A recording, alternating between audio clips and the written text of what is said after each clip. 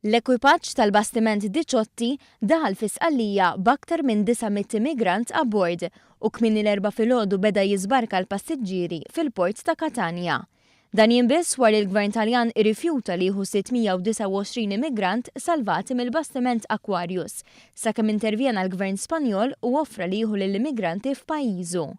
Brabta ma' dan il-każ, il-Prim Ministru Joseph Muscat qal li s-sitwazzjoni tal-immigrazzjoni hija sitwazzjoni fl-Unjoni Ewropea li tista' tiġi riżolta jekk kulħadd isegwi r-regoli internazzjonali.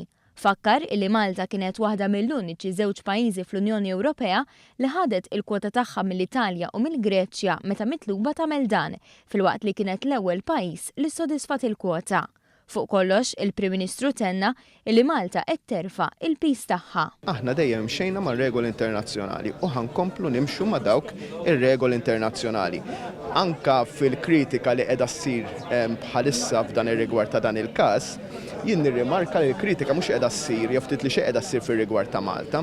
Għaliex għax l-analiżi minn anke li tawna organizzazzjonijiet internazzjonali b'mod informali hija li qegħdin jaqblu mal-pożizzjoni tagħna bħala Malta. Il-Prim Ministru nnota li l-livell ta' wasliet mill-Mediterran ċentrali naqsu b'aktar minn 70% meta kumparat ma' sena l-oħra. Sitwazzjoni li fi kliem il-Prim Ministru hija frott miżuri li ttieħdu waqt il-Valletta Summit u mill-Unjoni Ewropea, mod partikolari f'pajjiżi bħal Ċad u n-Niġer. Tena wkoll il-bżonn li punti oħra ta' rilevanza jiġu diskussi bħall-irwol tal-għaqdiet mhux governattivi. Ma jistax ukoll li jkollok NGOs kif rajna fis-social media fil-jiem li għaddew illi kważi advertisew jgħidu aħna maħniex engagġjati fl-ebda missjoni bħalissa kull min għandu bżonn jista' jgħidilna. Mhux dak ir-rwol tal-NGOs, naħseb li hemmhekk inkunu qegħdin niffavorixxu ċertu nies ikunu qed jiffavorixxu it-traffikar ta' persuni fl-aħħar mill-aħħar.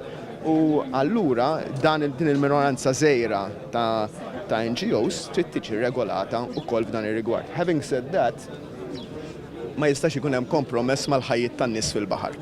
Fuq kollox, il-Prim Ministru qal li jinsab fiduċjuż li fil-laqgħa tal-Kunsill Ewropew ikun hemm diskussjoni għaqlija li matula jintlaħaq qbil biex kulħadd jimxi mar-regoli, bilan li jkun hemm sistema aktar organizzata.